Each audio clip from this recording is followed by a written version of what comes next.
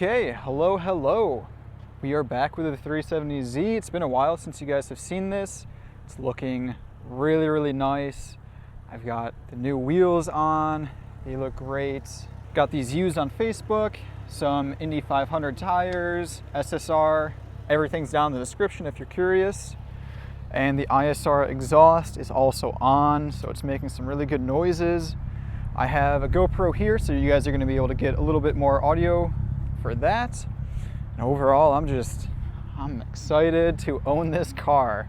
It's finally warming up here. It's about 50 degrees, and it's time to go for a rip. You may also notice I am missing part of my A-pillar that is currently being worked on because I need to add an oil pressure gauge. I have oil temp right here, but it's very important to have pressure as well. Now that I've owned this car for a little bit, I think it's safe to say I can give some pretty good initial impressions. Honestly, I think that this is a really good option for a lot of people. It is a sports car, but it's still pretty practical, all things considered. You have decent trunk space. The suspension is very nice. Honestly, this is a very easy car to drive every single day. And yeah, overall, it's a very easy platform. It's very easy to drive, it's easy to live with.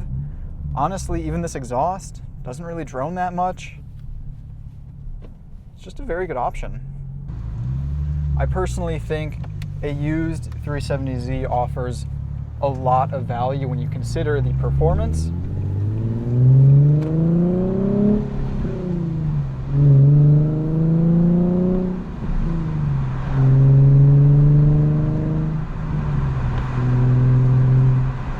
For reference, I got my 2012 370z with 65,000 miles for $20,000. Unmodified, it seemed to be in pretty good condition. I still need to do the oil gallery gaskets. That's a big issue on these pre-2013 370zs. So if you're interested in buying a 370z, look up oil gallery gasket and familiarize yourself with that. Definitely an important issue. But oh my gosh, look, that exhaust is awesome. It's got some burbles even with stock tune. So far my car is pretty much just a bolt-on car. It has an exhaust, ISR Catback with a Y-Pipe, as well as Z1 cold air intakes. Other than that, it's stock. I am going to tune it, but I need to recoup some funds. I actually just bought a daily driver that I'll reveal eventually. So, tune coming one day. For now, it's really nice. Just nice to drive, it sounds good, it's reliable, hopefully, fingers crossed. And I have my first track day next month. That auto rev match is just fantastic.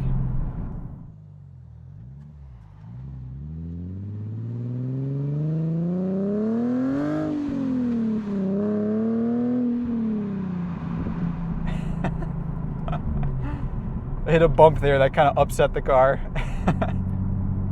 It's a very, honestly, all things considered, this car is not fast, but it is pretty quick. And add in the auto rev matching, the really good exhaust note.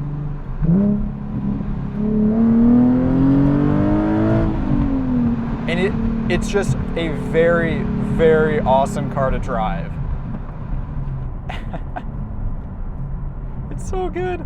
And it's the epitome of an actual sports car. You sit low, the hood is long, you have all these gauges, even if one's a clock, don't mind that one. This car just feels special to drive.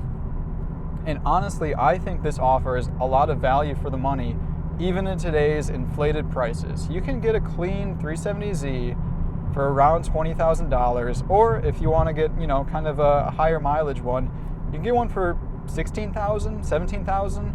That's a lot of car for the money.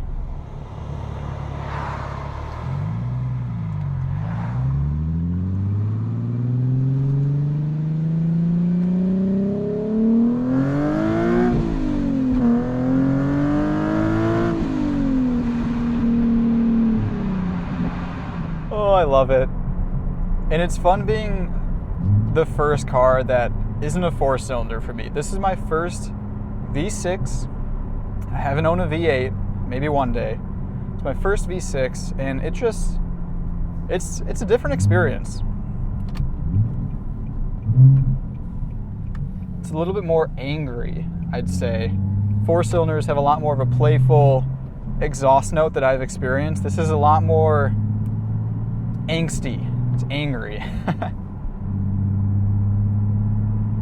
But even just like, you know, normally driving around, the ride is really comfortable. Again, it's really easy to drive. The clutch is easy. This transmission I actually really enjoy.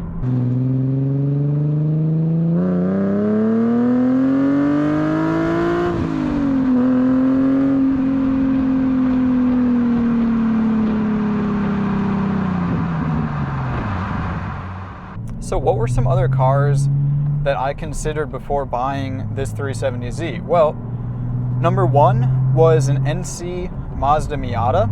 I actually love the NCs, and I think that they are, in my opinion, one of the best generations of Miatas. I think they're incredibly underrated. They have forged internals after 2009. They take boost very well. And yeah, I don't know. That was my first choice.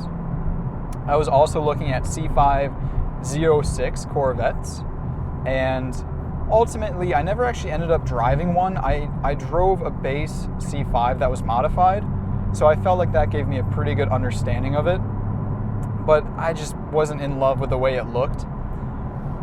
Other than that, those were kind of the main two that I was thinking of, and they're around similar price. Around like $20,000, maybe $18,000 for the Miata, and ultimately this one just popped up, and I found it to be a really good deal. It was local, kind of. It was in Ohio, and drove down, picked it up. Haven't really looked back since. I think that this is actually a good choice. I'm happy with the choice that I made.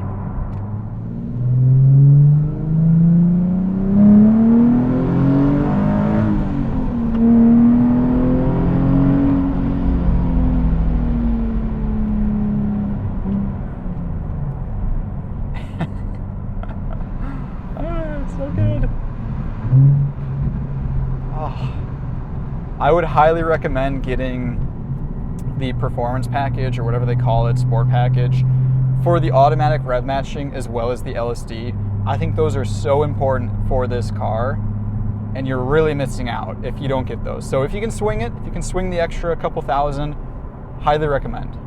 Because honestly, who doesn't love just doing that effortlessly? And sure, maybe it's not the most pure, but it's a lot easier.